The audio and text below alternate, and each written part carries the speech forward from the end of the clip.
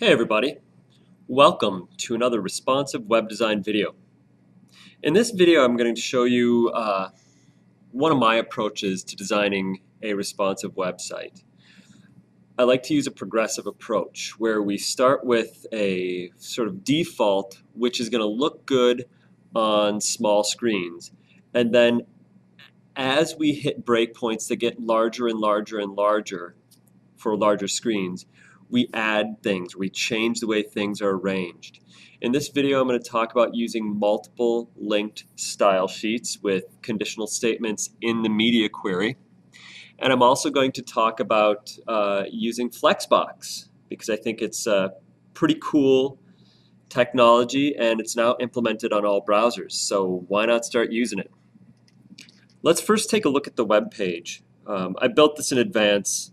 I find it easier with these more advanced lessons instead of typing it all out while you're going to work it in advance and then just kind of highlight the important things and not bore you with all the details that you already know. So let's take a look at it. This is what my page looks like. I have my at this wider screen, I've got my logo here sitting to the left of my H1 content in the header. My nav is sitting horizontally. The nav links are spaced out a little bit. I've got a feature section right here with an image and a large sort of a headline text here. And then I've got two columns, both with subheads and articles in them. As I size this down, you're going to see it's going to change. What I did is I kind of observed where the page felt like it started to break. And it was right in this area. You see, the columns aren't getting any narrower here. The page width itself doesn't get any narrower here. It's going to break pretty quickly. If that left column, the sidebar, gets any narrower, it's going to be difficult to read. In fact, for text, this is a pretty short line as it is. We don't want it to get any narrower than that. If it does get narrower than that, you've got a broken page and it's going to look like garbage and you haven't done your job to design effectively. So you're going to see where I break. It's going to be right there. Something like 470 pixels is where I break. Now let's see what happens when I break. Observe the header first. You can see that my logo went up above my H1. Now let's observe the nav. My nav went from a horizontal navigation to a vertical stack. This size here, this break, now I try to design where it's essentially device agnostic. There are way too many devices out there now to plan for them all. So what we do is we define our breakpoints based on not device sizes, but where the content starts to break. And you saw that with my columns. My column was it would get too narrow if I didn't break here. So that's where I break. Now when I get smaller, you can see this sizes down nicely. Let's take a look at how my feature works now. You can see my feature is a side-by-side image and caption. Now the caption goes below the image. My web page is now essentially a vertical stack. My two columns are no longer two columns, but they're one long column. If I go out, I'm going to scroll down a little bit. If I make it bigger, you can see it breaks into two columns. Okay? This is a very simple responsive design, and there are certainly more things that I could do later on to this, but I want to keep this design relatively simple to start with. Let's take a look at some of the things that are going on. First thing that I want to talk about is the linked style sheets. So far in this course, you've seen me use a linked style sheet, and I put the whole entire style sheet with the media queries all in one style sheet. Well, for this one, I'm going to make one style sheet that's going to be for my default styles, one style sheet that's going to be for screen and a min width of 45 em. Okay, so that's my width where my breakpoint is. If it gets any bigger than 45 em, we're going to switch to this style sheet here. So what's going to happen here is this is my default style sheet, the default CSS, and that's going to provide a default style for everything. The philosophy that I'm using here is that That stuff is all going to pretty much be in place in my web page. So you can see when I run it, there are some things that don't change. The backgrounds are still the same color. The nav kind of looks the same. I'm using all the same types of fonts and all that stuff. The only thing that changes is the alignment of some things. So using two style sheets, the way it's going to work is it's going to parse through this style sheet here first, and it's going to apply all the default styles. Then, if and only if the min width of the screen breaks 45em, in other words, if I get larger than 45ems, we're going to start applying these styles. And some of these styles might override some of these, but it'll still use the default styles. It will only use these ones to override things that are explicitly overridden. Okay? Let's take a quick glance at the HTML before we look at the style sheets. I've got a div class page wrap. That's going to be a wrapper that's going to wrap up the whole entire thing. I've got a header and an image that it's just called header logo. The class is header logo, and the image is called logo. I've got an H1 right below the logo. I've got my nav. It's a standard ULLIA thing that we've been doing since your intro class. I've got a class called feature, and it's got an image in it, and you can see that the class is called feature image. I've got a div below it called feature text with a paragraph in it. Below the feature, I've got a div that's got a class main content applied to it, and column and medium. Those are the things that are applied to this div. Then I've got an article in there, an H2, some paragraphs. I've got another article with an H2 and some paragraphs. And now we come down to the next one. This one is called secondary content. It is also applying the column class and the class called small. So what you're seeing here is, if you may not recall, but we've talked about this before, is that you can have a class attribute apply several classes, and you just separate them by spaces. It's not a comma separated list, it's just a space separated list. So if you see a space in a class attribute, it means that there's another class that's being applied. And I can apply n number of classes to an element. So this one has 3. It's got secondary content, column, and small applied to it. It's got an H2, some paragraphs, and I've got a footer. I don't have a footer at the bottom. Usually I do. I didn't put one on this one because I didn't feel it was necessary. All right, so that's my HTML. Let's take a look at the default CSS here. Default CSS is going to use the MeyerWeb CSS reset, and I like that one quite a bit. It's using version 2.0, the date that this video was made was February 16th, 2018. So if that version updates while you're watching this, maybe go back and get the updated version of the CSS reset. It's probably not going to make a lot of difference. But it does all that reset stuff that we've talked about in a previous video. Okay? Now, let's take a look at some of the specific styles that I put in here. This is the end of the reset, and here is where all of my default styles begin.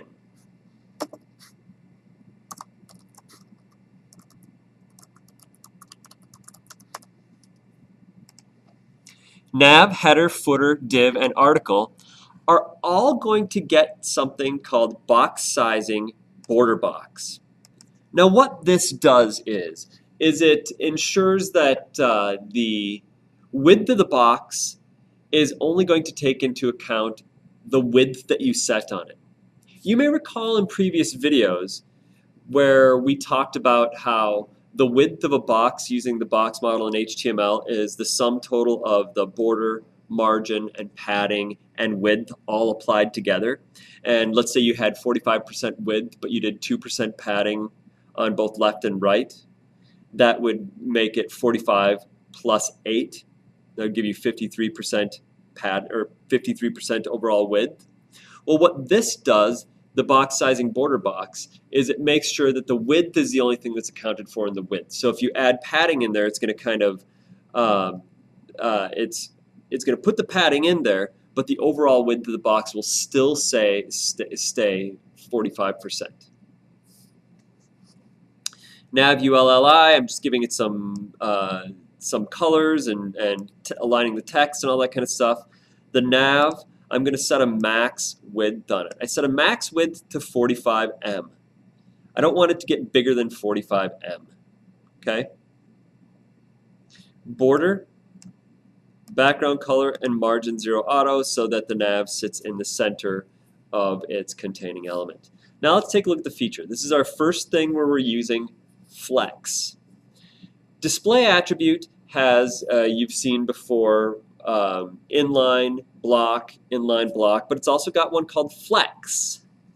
What flex does is it makes it a flexible container. That flexible container is going to look at any child elements inside of it, and it's going to arrange them based on some of the properties that we choose. This isn't going to be a full flexbox tutorial. You can find many of those online. This is just going to be a demonstration of how flexbox can be used. So let's take a look at the feature for a second. The feature is right here, okay? The feature is a div, and it's got display flex applied to it. It's got two children. It's got an image, and it's got a div with some text in it. We would call these the items inside of the flex box. Now, I've chosen to align items to the center. That's going to put them in, it's going to center them within the box. And then I've chosen flex direction column. Now, when you look at this, you might say, that doesn't look like a column. Remember, what we're looking at right now is a default size. So we should resize this so it's default. This is the default right here. This is what our default style sheet looks like. So I've got my feature image and my feature text in a display of column.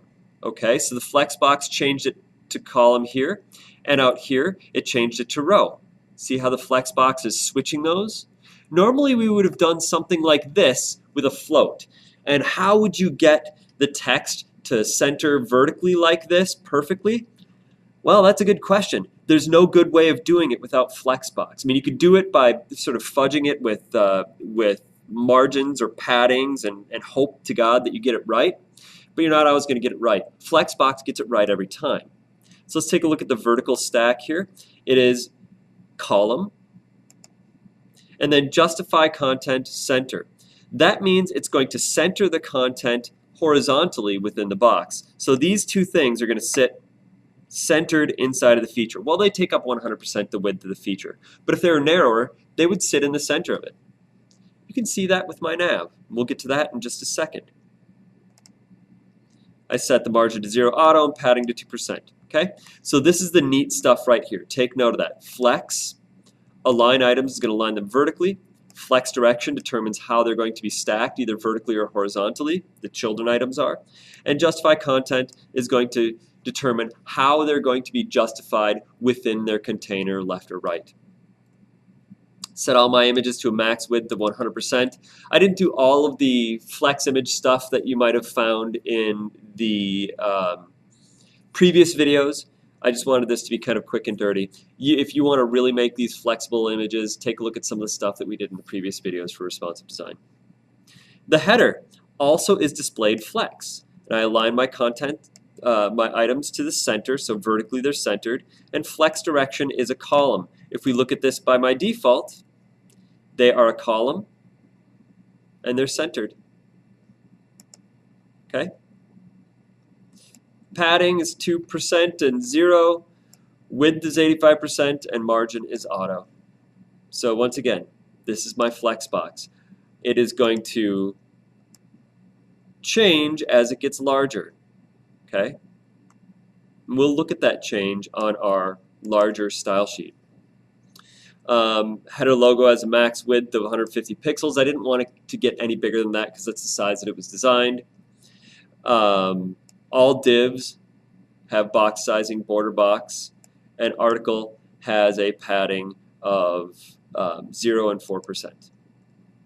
Here are my type styles down here. I set the font size of the body to 100%.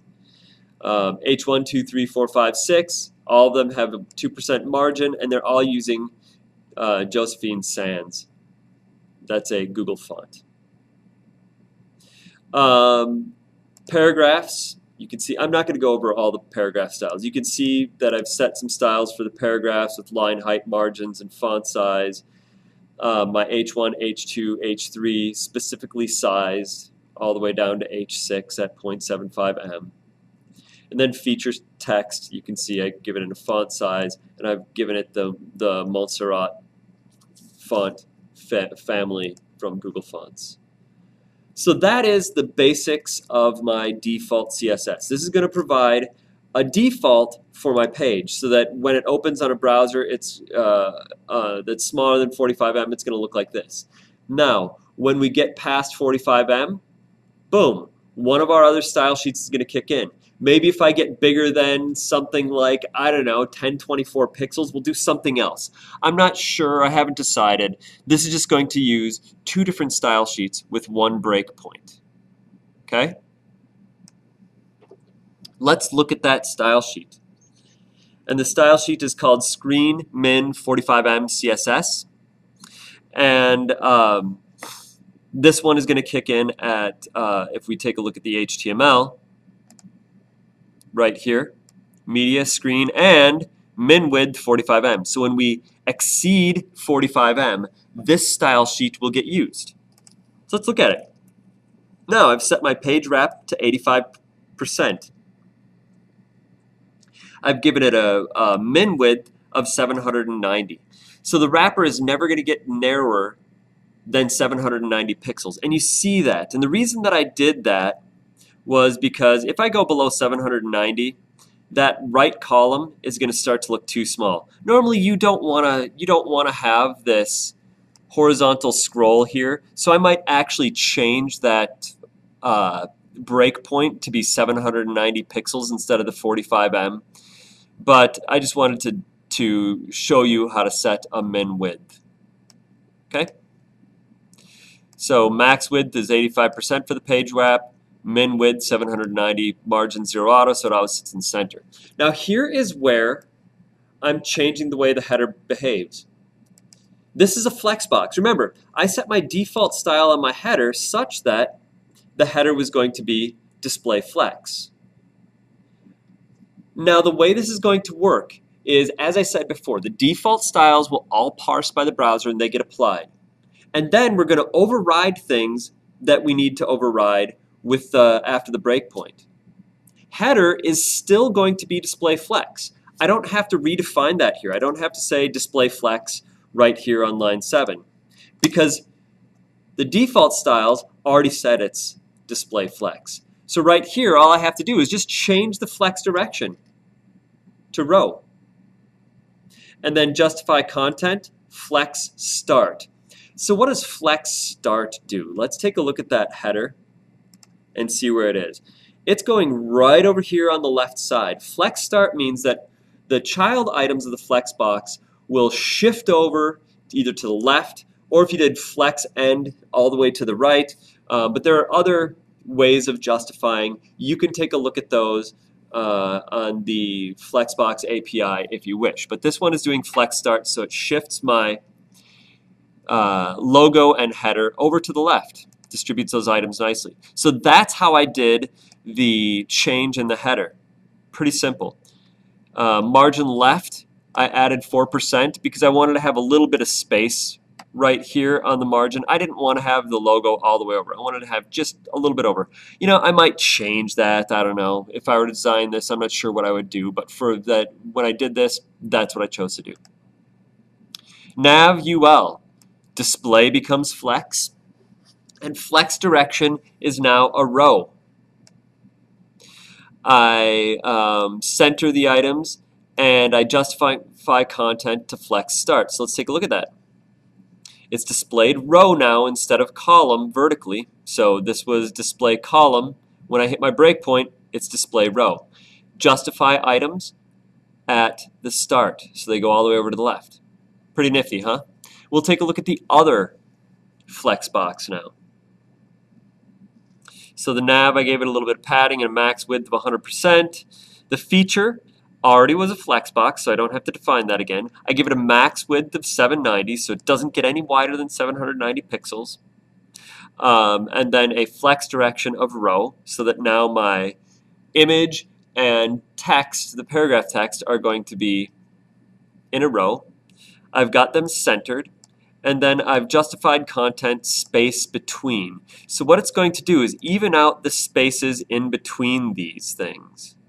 So it's going to sit these things in the center and give a nice even space in between. Okay? So that is flexbox on my main heading, or on my feature. Let's take a look at some of the other styles here. Feature text, I gave it some margin left now because they're sitting side by side. And now I've set up some columns. You might have noticed in my HTML, I named these things div class main content column medium, and then secondary content column small. In the default, I didn't apply any, I didn't create any classes for those, so they don't get applied. At the small size, this is not a multi-column layout. I planned for a multi-column layout by putting those classes in there, but remember, if a class is defined here in the HTML but not defined in the CSS, it doesn't happen.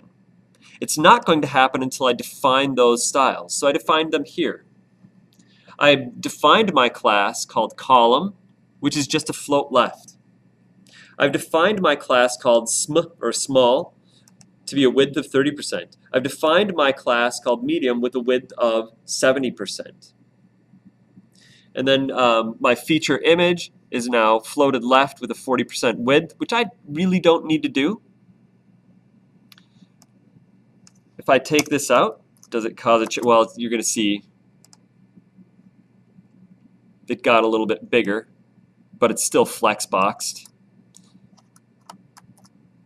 I just need to make sure that my width stays 40%. So you can take off the float, and you see it's still floating because it uses flexbox.